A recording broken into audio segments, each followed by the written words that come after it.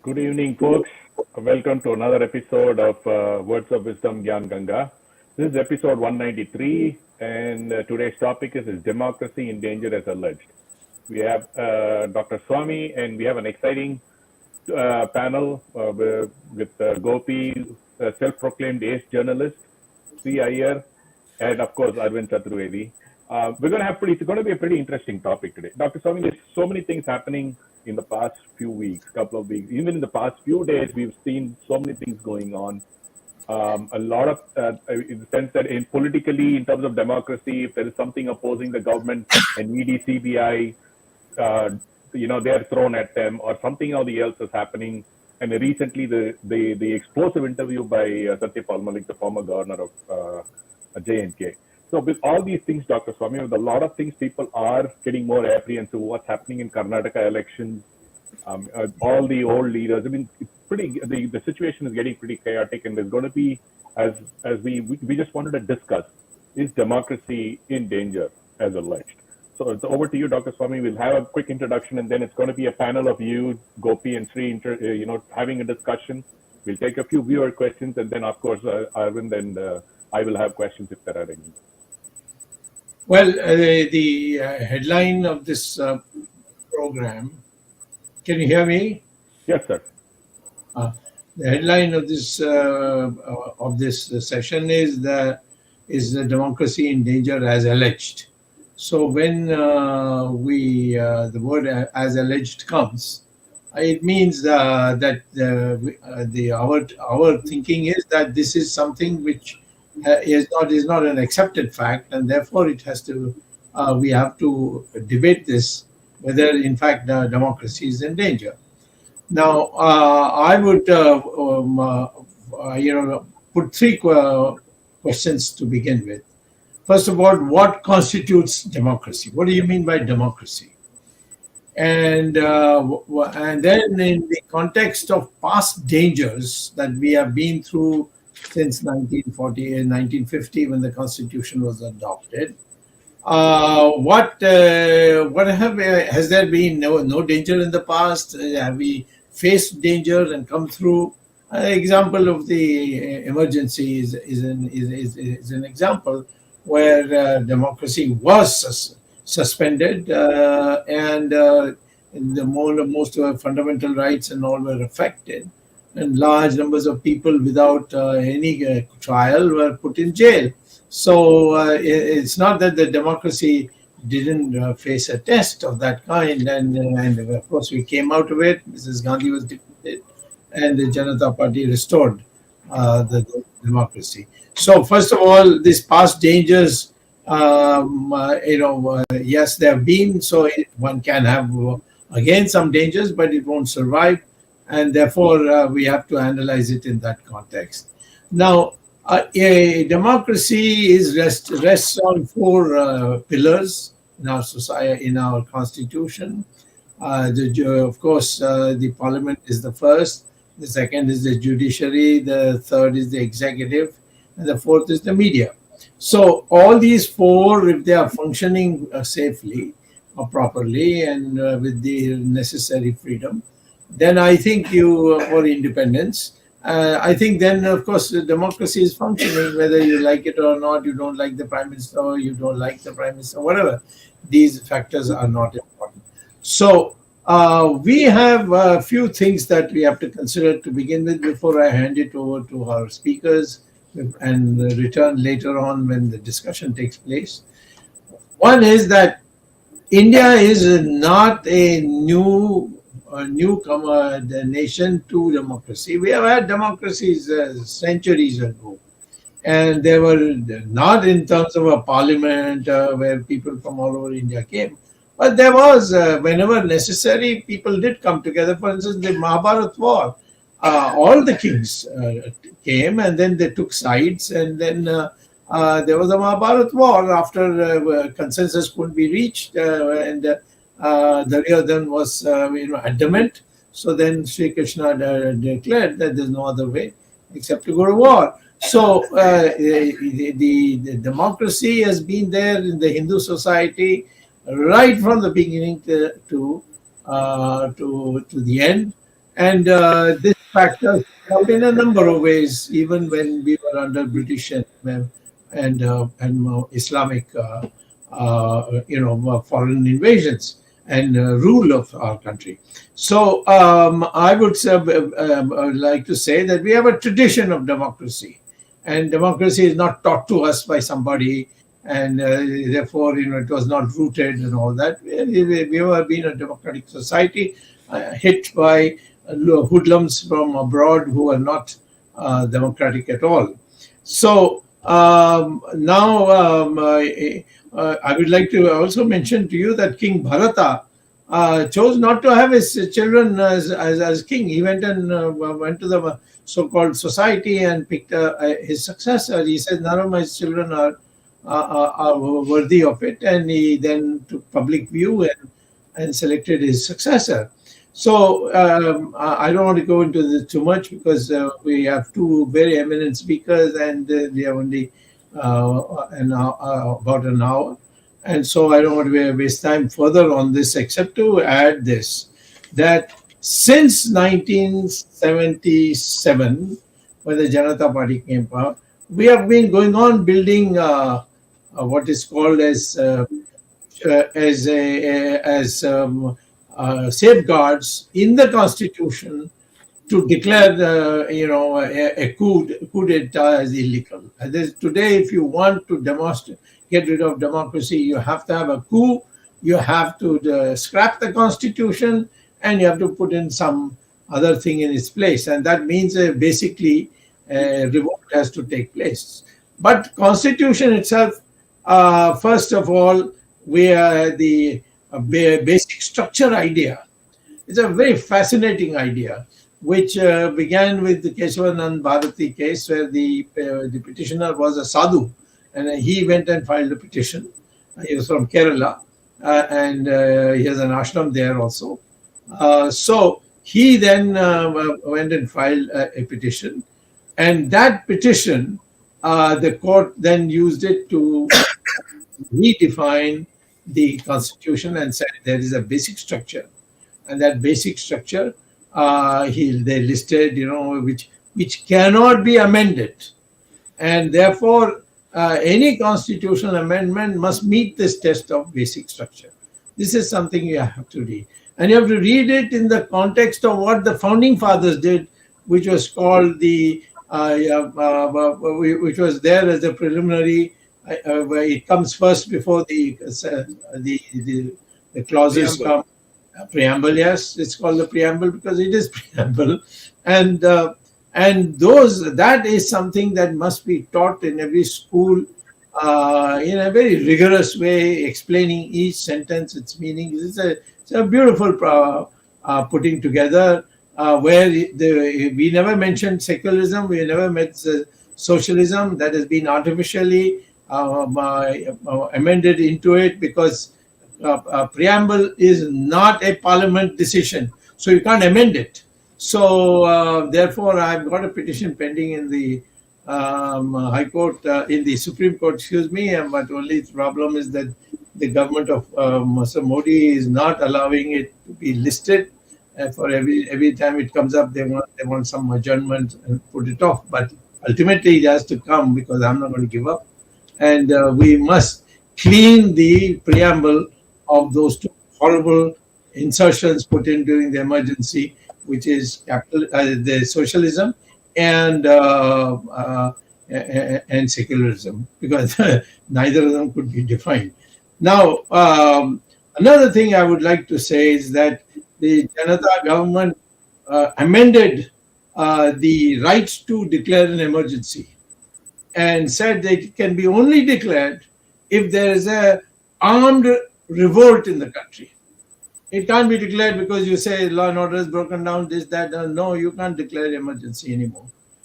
Article 352, which provides for declaration of emergency, now is limited to the fact it has to be an armed rebellion, and that armed rebellion makes it another safeguard.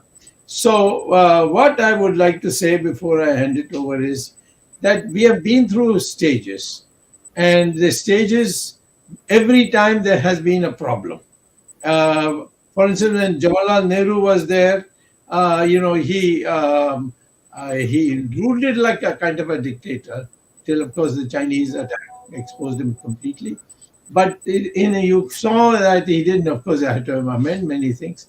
But there was nobody to challenge. Ambedkar was out of parliament because Jawaharlal Nehru ensured that he never wins a Lok Sabha election. And three elections in a row he lost, and then he just went away.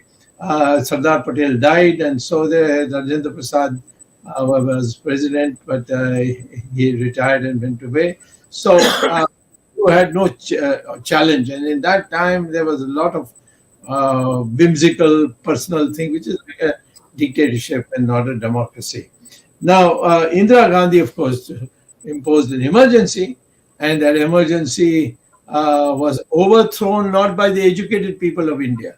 When the voting took place, the south, to which I belong, Sree Iyer belongs, Ramesh belongs, and Mr. Gopikrishnan belongs, all four of us should hang our head in shame that our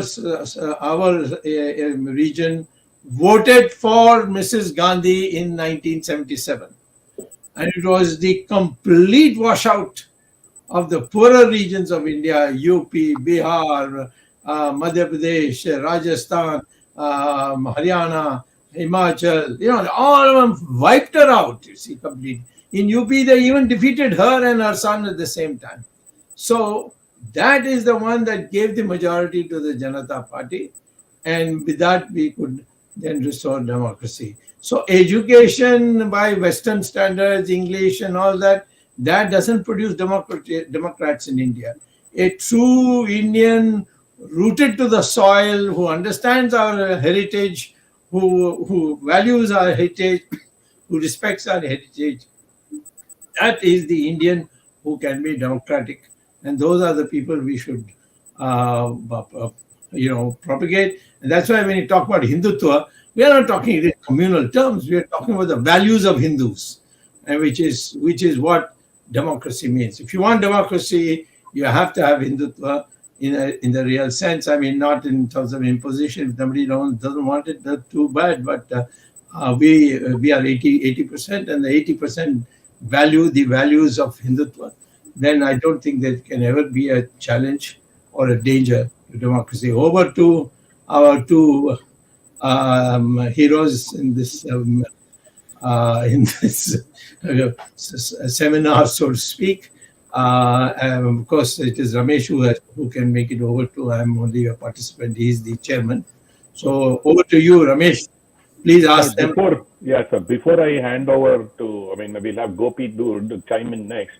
Before we hand over, I just would like to, take one point that you said. I am not from the south anymore. I'm in the north. So, Gopi, we'll start with you. I'll say the headline, the title of this series, this debate, democracy in danger as alleged or not. In my opinion, as Dr. Swamy said, it was only once challenged, that is during Indira Gandhi's emergency, where everything was standard. I was in the first standard that time. I myself have memories of 1975 to 77, and I was in Kerala that time. We have seen the power of the state and other things. And sadly, our side, people, I'll come to that. That time, the best thing, now I belong to media side, as the Dr. Swamy is a fourth pillar of a democratic system. The issue, I know people, nowadays people will say pro-establishment media always crawling before the, that is always there. Whoever in power, media generally has to go with the rulers. Very rare people, around 20% or 30%. Baki, every 70 to 80% wanted to be with the power, system and go their life with all the benefits. I'll tell a classic example. When Janata Party came, first information broadcasting minister was 𝗖𝙧𝙤𝙀. In his first press conference, when after Indira Gandhi lost and Janata Party came, Advani gave a classic example to the media. He said that, I have something to say. Indira Gandhi wanted you people, means press people, to just bow her, but you decided to crawl. Bend. That's She wanted to bend. He said bend. Yeah. She just wanted you people to bend, but you people decided to crawl. That is the system of media in India. That is from there onwards. Whoever in power, people will be there. In emergency time, we have started India's biggest magazine, India Today, started on emergency time. You have to see the first issue of India Today on December. It come on the December 75 emergency time. 6 months after the emergency declaration, the one magazine, India Today, it was done by Rajiv and Sanjay's classmate Arun Puri. First edition, he speaks about still the journalists are still, most of them are still alive. One article says trains are going proper time, this is there, that is there, and there was another article is on the going to Youth Congress office, India's youth vibrant in the Resina Road, Ambika Soni leading another article. And there was another city reporters, another article in India Today, national page. A reporter goes to liquor bar and he says lot of people are drinking because they wanted a relaxation because they are hard working. So liquor business also due to emergency. This is so journalists. It is just like what you say, praising the rulers is always there. That's not democracy is not in danger. I will never say. And India is a vibrant society, and people know how to deal when rulers go overboard. Emergency showed us that. In as far as in South, emergency Indira regime, because of the voting combination, Communist Party was with Congress, and we have to see, I think Shiv Sena was also with Congress that time. So these kind of things are happening. And as far as the current regime, there are allegations of people calling Godi media, somebody saying, yesterday also in our press club, women's press club election was there, but the winners were anti-establishment, against those journalists who argue against establishments. So there is a vibrancy is always seen in the media. Let us see our capital, Delhi. It fascinates me. In 2014, and Lok Sabha entire seat, 7 Lok Sabha seats went to BJP. After 6 months, state assembly election happened, but out of 70 assemblies, 67 seats went to Aam Aadmi Party. BJP has only 3 seats. And then again, MCD came, there BJP won. And then again, 2019 Lok Sabha election came. There also BJP got 7. After 6 months, Delhi elections, assembly election, Kejriwal got 70 out of 63 or 62 seats. And this MCD, where BJP was supposed to win, they have changed the graph and their MCD unit. There also, the Aam Aadmi Party also. People has to be vibrant, vigilant, and people in media, people in politics, everybody should talk for the democracy, and it should not be a one man's or hero worshipping. These kind of things is always against the democratic system. There should be challenges, there should be questioners, and it should be debated. Everything has to be debated through a democratic thing. Look at this government. The basic problem, the farmers' law. When the country was in COVID, there was an ordinance passed, and there was a session, bill was rolled, no debates, nothing. And we have seen the people struggle. We have seen the farmers strike. Prime Minister was forced to withdraw through a television declaration. He has forced. So there are still democracy, and there are pieces are there, there are voices are there. So I stop here for pausing here. I have a short question before we go to Sree Iyer. Ramesh, with your permission. If you see today's media and the regular compliance with a junior official called 𝙒𝙧𝙤𝙪 Joshi of the PMO, who visits or summons the editors to his office and tells them, you can't publish this, you can't publish this, and they oblige. Is that a fact or not? Sir, it happens every time. Not only Modi's time, Sonia's time also, and it happens. And I'll tell a small incident. One day, Manmohan Singh was Prime Minister. I was rocking the 2G scam like anything. So 2013 PMO called journalists for a meeting. PMO officials called journalists for a meeting. So our bureau chief was not able to go. So I was supposed to go. Seeing my name, they said, then again bureau, our others. So it happens. I also cover this PMO aspects and others. It is every ministries there is these. There are liaison officers, public relation officers. They will give, but issue is, I agree. Everywhere journalism, what they are doing is whoever says, they just publish, but they don't challenge. If a leader says now it is total sun brightness is there, but journalist has to look at the window and say whether raining or not. So the journalist also will play an easy way. So certain medias are always fighting, like emergency Ramnath Goenka fought like anything, and it happens. You are right.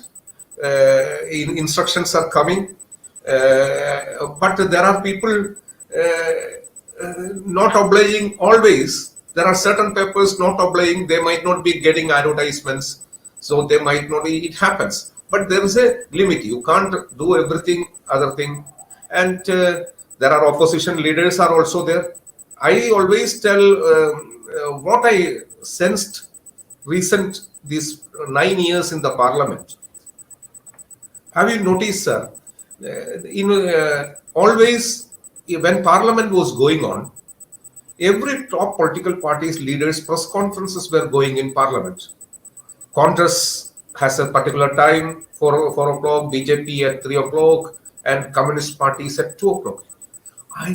I really don't know what happened to that system for 2014 onwards. I am talking about the Parliament House. Why? Who prevented them? Nobody prevents them. These leaders has to come forward and speak. Somebody has to speak. In BJP, I think that Democratic Party, the democracy is there. So seeing your tweets, I don't think no action as disciplinary action as from BJP has come to you. So there is a democracy.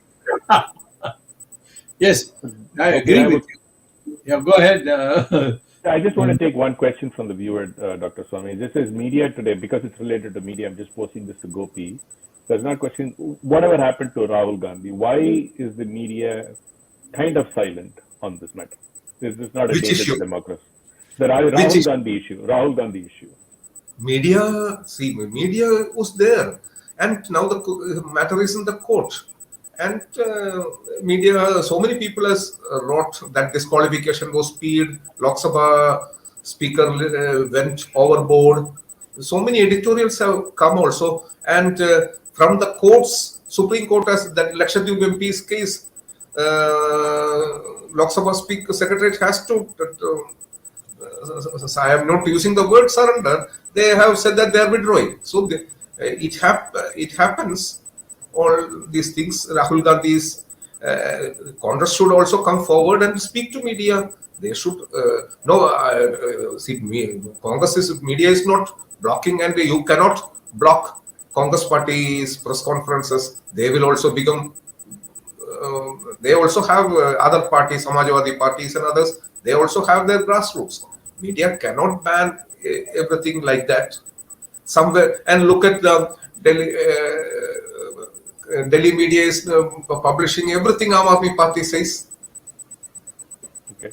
So there's another question. I mean, again, the media is not, the PM after taking power in 2014 has not given even one press conference. Is that something that doesn't bother the media?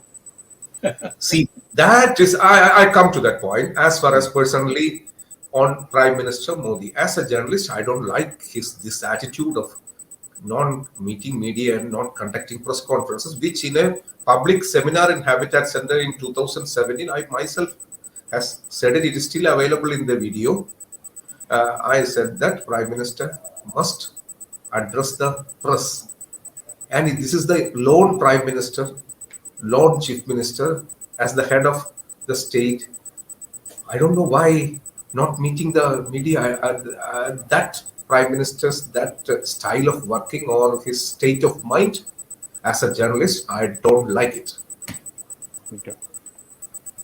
Sree, let's just jump to you, and then we'll take some questions again. And then once you finish, then we can probably go back to the US questions. Go ahead, Sree.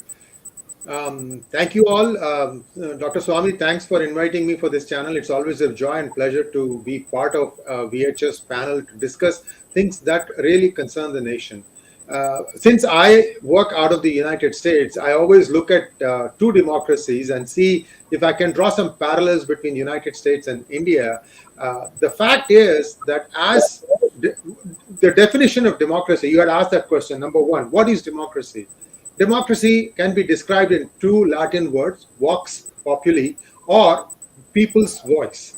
And this, as long as this is not stifled, then that system is functioning. Unfortunately, now there are people who have been working very hard to try and find the loopholes in this system. See, of all the political systems, democracy is the least flawed. That's the way I look at it. And people still are trying to game this system. For example, people always say PGurus is a right-wing site. See, this is being done by who? People who think that they are left. But why should somebody define somebody else? I refuse to be defined as a right-wing site. I'm not anything. You don't have a right to tell me that you are right-wing. I am what I am. PGurus has never shied away from taking the hard calls and showing the mirror to the people, to the people who made the statements. And for this, we get penalized. I don't get a single paisa of advertising from India, nor a single dollar of advertising from any of the US agencies or government. And yet I get a lot of pushback. Why are you saying this? Why are you saying that? But this. But so the point I'm trying to say is today, even in the United States, it is very difficult to be in the middle, not taking sides. People say that CNN veered left because Fox had veered right, and they had to counterbalance that. I mean, I'm not making any excuses for CNN, but this is how people say that today you have to take a side, and I refuse to take a side. I see the news, I double check it, I fact check it, and sometimes I might get it wrong and I retract it. So this is how I have tried to do this profession, and I'm not a trained journalist. I'm not like Gopi, who's used to talking to politicians or people in the know. I do it purely based out of some different reference data, and then I try to connect the dots, because in my opinion, that's the best way to connect the dots, and sometimes even that goes a little bit here or there. But the important point is democracy in danger? I think democracy in danger in India is the same as democracy in danger in United Kingdom or in United States or any other democracy. It is just that people have now figured out that each of these systems have a few loopholes here and there, fault lines, and they are beginning to exploit it. I'll give you an example. Why is it Ro Khanna, who's a congressman from Fremont, which is an adjoining constituency of mine, why is he tweeting that Modi should intervene in the judgment against Rahul Gandhi? Doesn't he know that there is a judiciary in India? I mean, he's from Indian origin. He should know a little bit more. He should have not tweeted that out. Anyway, I'm going to ask him this question the next time I get to talk to him. Let's see what he says. Next thing, Ilhan Omar, 23rd March, 1 week before Ramanavami. She says 200 million Muslims are about or are ready to be genocided in India. Who's she? She is right now involved up to her neck in a $250 million food scam. And I asked this question also yesterday. So what I'm trying to say is people need to first set their own house in order before they start taking pot shots at a country halfway across the world. And the same thing goes for Canada. Canadian politicians, they have no business talking about India. At least one thing I see, that Indian politicians don't take pot shots at what is happening inside a particular country, that internal business of that country. I don't see Dr. Swamy commenting about what is happening in United States. Especially if there's an internal legislation, like for example, there is a huge thing going on about abortion. The Supreme Court overturned that judgment, and now every state is grappling with that, and many other things like that. So my point here is that democracy is not exactly how it was maybe 10 years ago, 20 years ago. Today, I can tell you on VHS channel today that I have been gently told that I'm being too critical of Modi. I don't want to take names. It came to me through 2 or 3 hands, but they told me, the person who told me to say, look, you are being too anti-Modi. They didn't say that we'll do anything to you, but I do get surprises once in a while, especially, anyway, I'll just leave it at that. These are all the hazards of being a journalist. And the more independent you are, the more unbending you are, you get poked at from both sides. I mean, this is, if you have the aptitude for taking it on, and I do, because I'm a disciple of Dr. Swamy. I never shy away from saying that whatever little I've learned in this, avatar of mine as a journalist, I've learned it from looking at how Dr. Swamy deals with things. Nothing wrong in that. You learn from the best. Why do people go to Harvard? That answers my question. So the long and short of it is that yes, it could be better. Yes, Modi could be communicating. He could be also giving press conferences. If not Modi, in the early days of 2014, in the first NDA one, we had this one IFS officer, I think his name was Syed Akbaruddin, who used to have press conferences as part of Minister of External Affairs. He used to do a great job. And then he got promoted and he became India's ambassador to the United Nations, after which I think he retired. Now, you could have brought him back and said that, okay, you be the media advisor. You start giving press conferences every day. I don't expect Modi to be present every day. Once in a while, he can come and be a part of that. This refusal to communicate, I don't know. I can't explain that. Only BJP can explain that. To some extent, Jaitley used to be there to kind of, I would say, paint lipstick over a pig and try to make it look like, oh, look, what a beautiful picture this is. But at least he tried. After Jaitley, even that has kind of fallen away now, unfortunately. This is a big problem. And what happens is it comes back to bite them at the wrong place at the wrong time. And what can we say? All we can say is that we have to be objective, and certainly have a group of people who helped me with PGurus, and very proud of them. And we try to also give both sides of a story, and we let the viewers decide. I don't want to take sides on which is right and which is wrong. We present both sides of the story and say, you guys decide which one is right and which one is wrong. That's all I want to say now. Thank you so much. See, I have a question. Go ahead, Dr. Swamy. I have accused you of being pro-Modi, right? Yes. So then it's balanced. That means you are a neutral person, because the other side says you're anti-Modi. And exactly. Yeah. Yes, you have tweeted it out. So it's not like, it's just a conversation that you and I had. You have tweeted it out. You yourself have taught us that if two people agree on everything, then one is redundant. That's right. Right? So, I'm trying to apply my brain when I try to say something. Yeah. One last question which he has to address.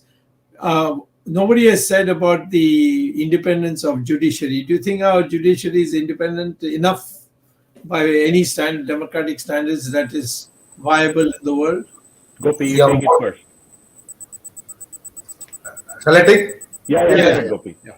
As far as my understanding of the current judiciary, it is compared to the old judiciary. The current judiciary is so vibrant because you can see recently Arun Shouria has wrote a book, and where Indian Express has published Justice P.N. Bhagavati daily praising letters to Indira Gandhi. All the little flowery languages P.N. Bhagavati giving her victory time. You come back between 1980 when you became India has grown. There's a new so nowadays that kind of judges are not there. Indian judiciary is working well, and the judiciary has used its might in so many cases during COVID time. Judiciary has intervened even in the pricing of so many things, and even in the vaccination formula, vaccination methods, everything judiciary has to intervene, and the government has rectified it also. And recently, I think 2 days, Tuesday, there is a case on Karnataka reservation issue is coming. Supreme Court has said that just before election, you are cutting down 4% reservation of Muslims and adding 2% reservation each to Vokalinga and Lingayas just before election announcement. So that's why Indian systems are every time election time we are seeing some reservation announcement, religious caste reservation announcements, and after some time election we all know that court will quash it. So people are fooling, and I have a small this thing. Democracy and mobocracy we have not defined. Mobocracy is the biggest issue. So much chamchas together and just make noise. Yes, my king is right. They won't say emperor is not naked. That is the biggest issue, sir. Democracy is fine, but there is a mobocracy. Some set of people just making noise. And some people will say this man should rule for 30 years, this man should rule for so many years, this man has generated this, that. So it is happening in the states also. I know there are some chief ministers basically from regional parties. They are also acting like autocrats. Is there any debate going in the cabinet?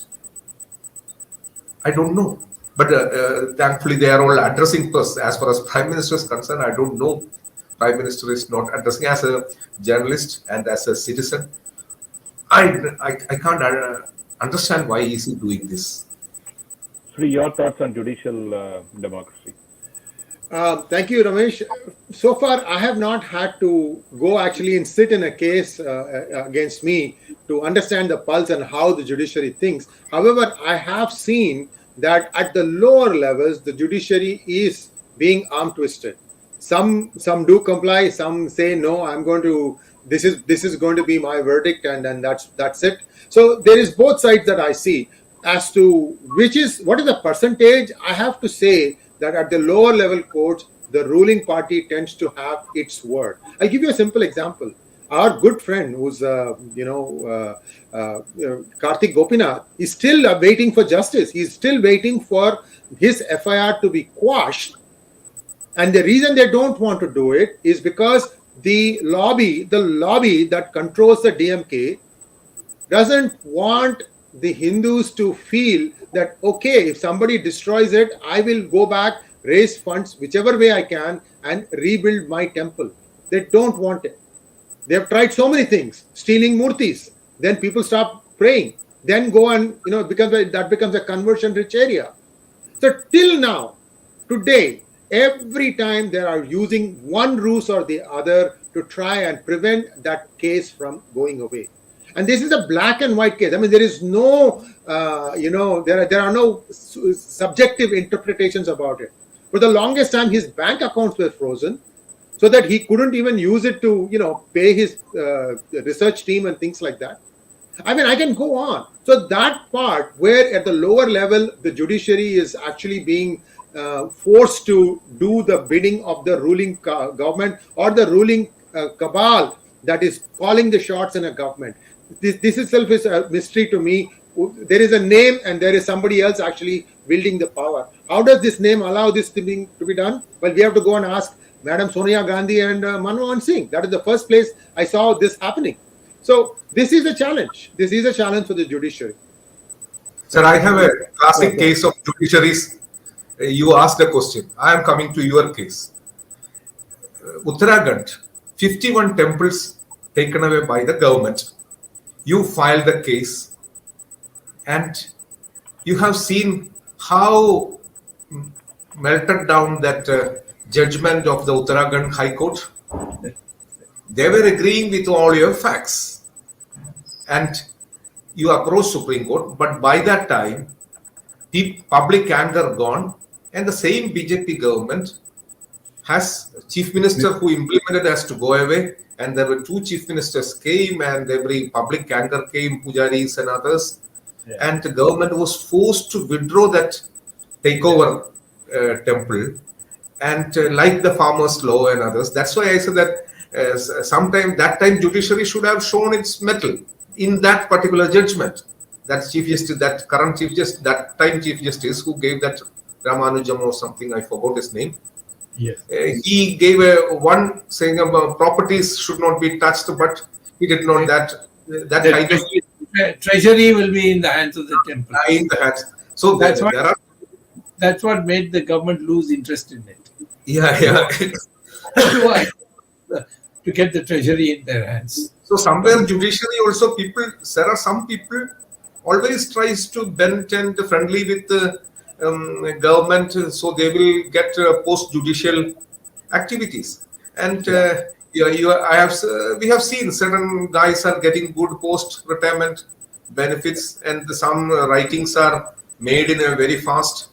And there are good judges are also. But I always say comparing media, politics, executive and judiciary, I always say there are good people are more in judiciary. Dr. Swamy, there is a question. This is about the Maharashtra crisis. What has happened? Now the Supreme Court has reserved a judgment. So is, in your opinion, what happened in Maharashtra in 2022, is that a blot on democracy? Of course it is. I mean, what do you mean by going to the floor and declaring that you have already split? It has been done on the floor. So that's an issue on which the Maharashtra issue is hinged, and I'm sure that the court will set it aside. Gopi, your thoughts? Anyway, Supreme Court judgment is there waiting in that case.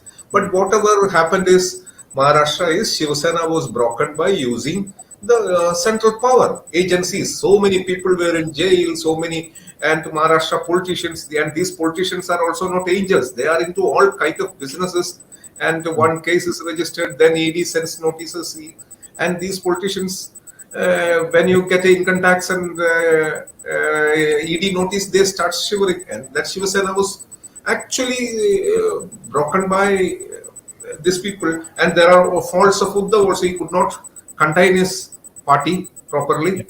And now the Supreme Court is there, and that day judgment also, the Chief Justice asked the relevant question: why you resigned before? You did not go for floor test. So let us see. It will be a crucial judgment. So judges, one side you are hearing Sibel's argument, another side you are hearing Salve's argument.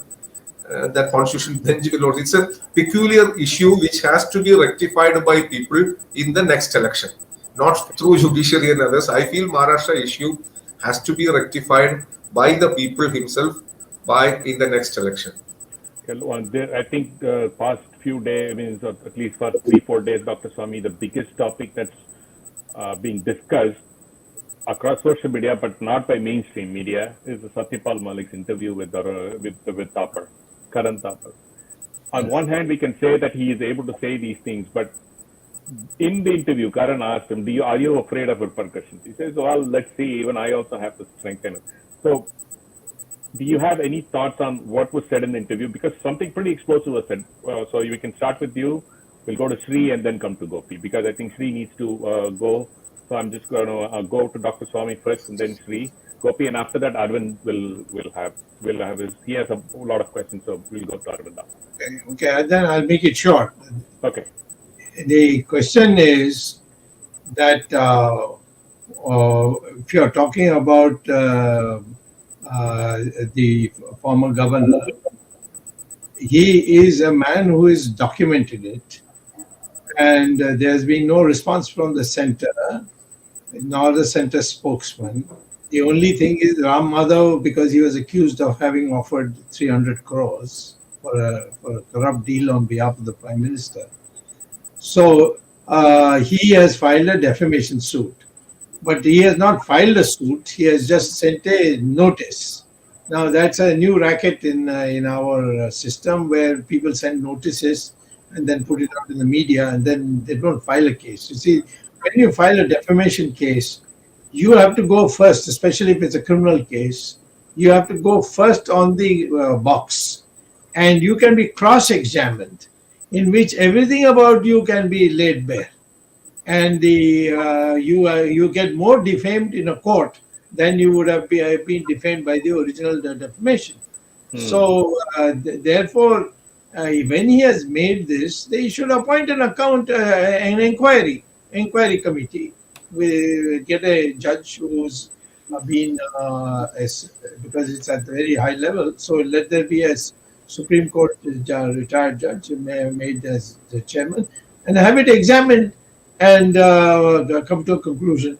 But to threaten him, or to fire, to get after him, or find out about his bank accounts or how much money is made, and also run him down, and these are not the ways of treating a man whom you considered was fit to be a governor of a state.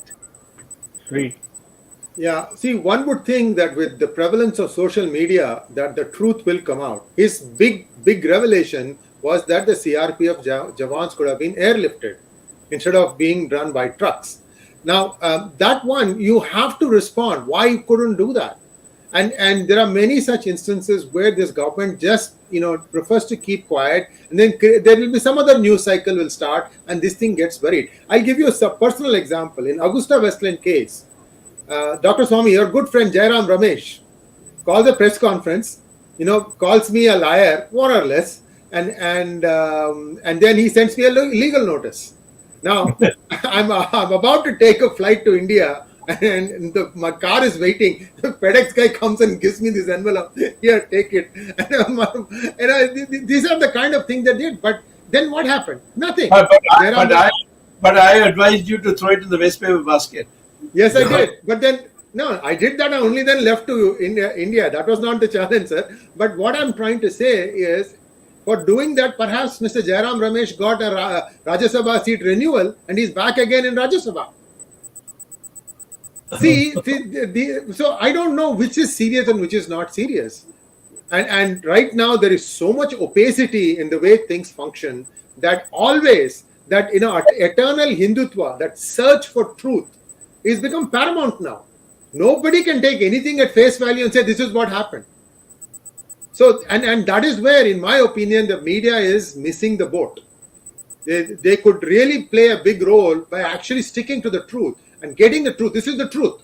But by not doing that, what happens is these kind of egregious acts continue on and on and on. I'll give you another example, Dr. Swamy, and this is going to be the biggest problem for Tamil Nadu government, in my opinion.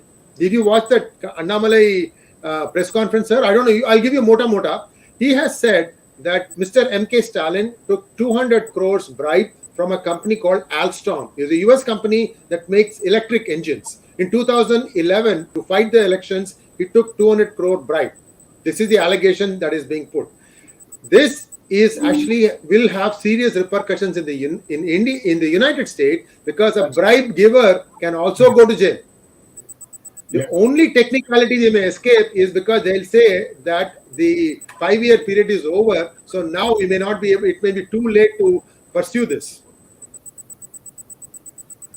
So, see, but the point, these kinds of things are there, and nobody is actually talking. The complete Tamil channels have completely omitted this this whole press conference. Only a few social media channels and a few TV channels have covered it. Yeah, I know, Gopi. I mean, Sree, even main media is not covered. But for Telegraph, I don't think any other big media is really touching this with even with the. Indian Express did it in the front page of Satyapal Malik today.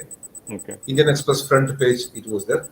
And as far as Sree has said that America, because your country has a very nightmare act, which Indian and many other corrupt politicians don't like, because you have a Foreign Corrupt Practices Act, Correct.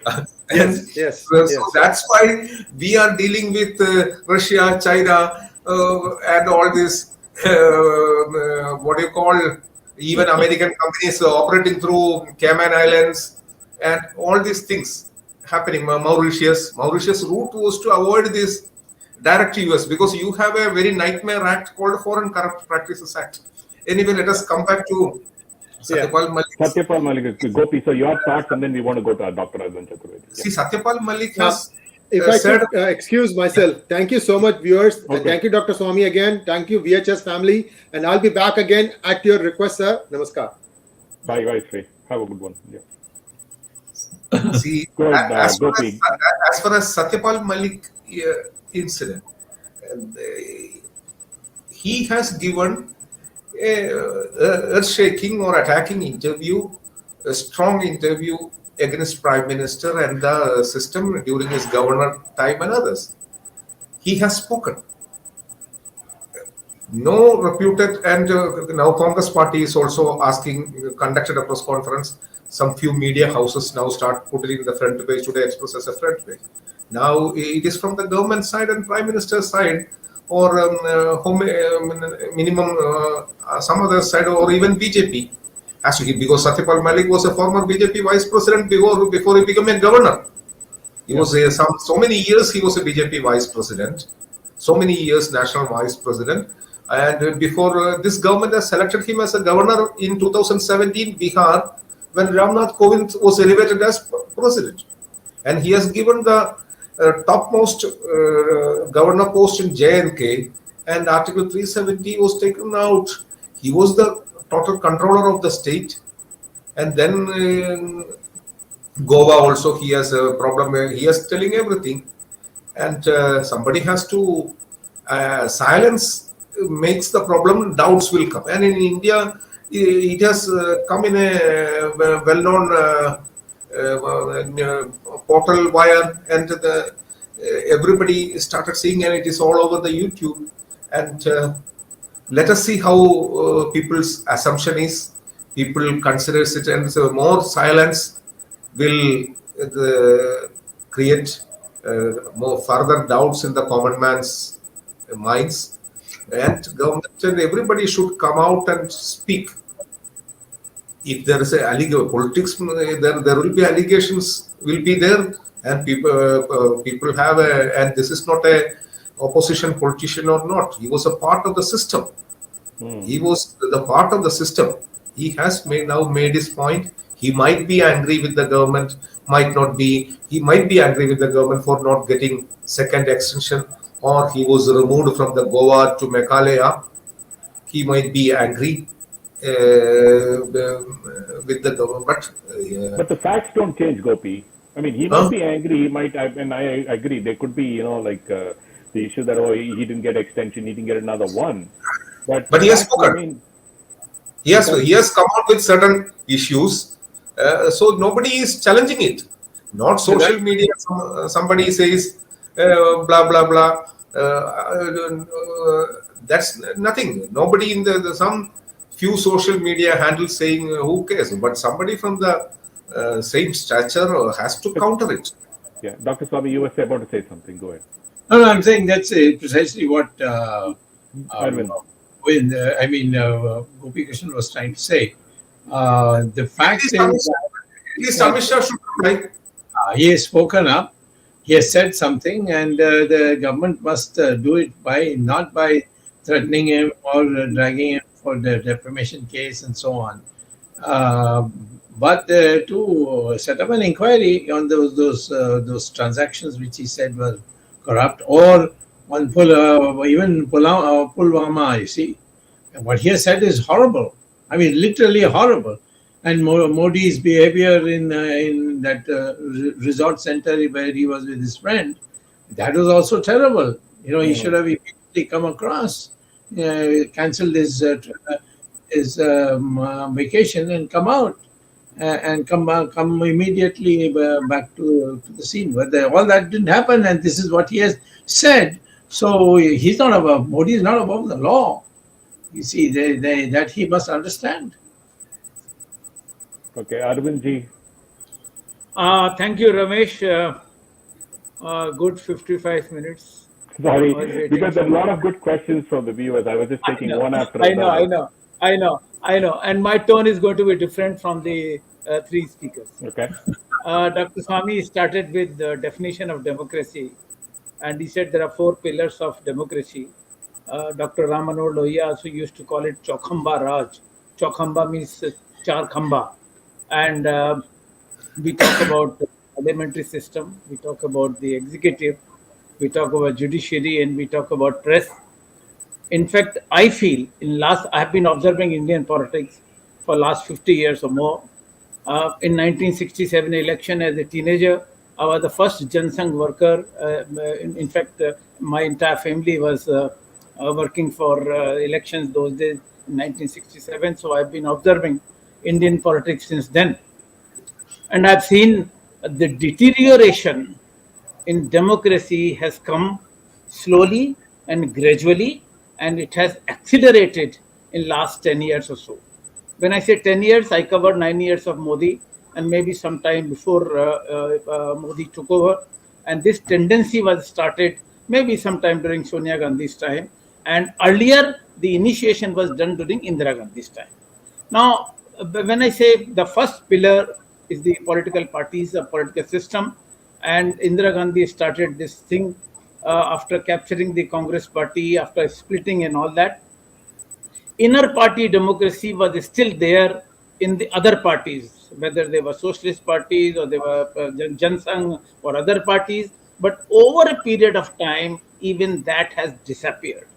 Jansangh had only two leaders, maybe one leader, Deen Dayal Upadhyay, and then thereafter Balraj Madhok and Atal Bihari Vajpayee, thereafter Lalkrishan Advani and Murli Manohar Joshi and so on. But never the situation was such as it is in BJP today, where the entire party is controlled by only two persons. And nobody speaks. Gopi mentioned about the cabinet meetings, nobody is asking questions. What about the executive meetings of the parties? The regularity of the meetings have also been stopped. There's no debate in the party on any issue. Whatever dictate is given by two gentlemen from Gujarat, that becomes the dictum, and that becomes the party policy. So whether it is Congress, after Indira Gandhi, the baton was passed on to Rajiv Gandhi, and then from Rajiv Gandhi to Sonia Gandhi and so on, and the Congress party has also become dictatorial. Whether you have Khadge or Sitaram Kesari as a non-Gandhi president, doesn't matter. So whether it is Congress, whether it is BJP, or whether it is any other party, only somewhat democracy was there in the communist parties, both CPI and CPM, but now they have decimated, and there's no point in counting them. And all other parties, whether it is Mamta's party, whether it is Stalin's party, whether it is Naveen Patnaik's party or Akhilesh's, any party that you name, including the Aam Aadmi Party, they're all single man party. And therefore, democracy has disappeared. And since the democracy has disappeared, I would say in the first pillar, democracy is in danger. Number one. Number two, I was surprised by what Gopi said, because Gopi outside press club is different and Gopi in our program is slightly different. I was really surprised. In fact, there were some comments about the judiciary. For last 1 year, I have not read a newspaper. I've stopped reading newspapers. I used to watch some political debates on television channels, which also I have stopped watching. I prefer watching cricket rather than watch political debates on television channels. All television channels, without exception, the anchors have become the spokesperson of the parties, and therefore no point in watching. They would say something which even the party spokesperson would be afraid to say, but these people represent political parties so much. And Godi media Gopi is a reality. Whether you accept it or not, I don't know why you are being so diplomatic in our program today. As far as the press media is concerned, media is in the total grip of the ruling party, and all the owners of the media channels, whether it is print or whether it is electronic, they are totally in control. Hardly any, of course, NDTV was there for some time before NDTV was bought by Modani. So now even NDTV, at least I had some option to watch some program on NDTV, some debates on NDTV or Ravish Kumar or something. At least have alternative point of view. Now even that has disappeared. Now the third pillar, second pillar, third pillar is about the executive. All IAS officers have become these serpents. They are crawling. I mean, you say the press crawling in emergency. I think the IAS lobby has totally forgotten what was their role. Civil services, they are totally uncivil services now. So there is hardly any IAS officer which I've heard in last 30 years who was stood up against any politician. So IAS, they are actually planning their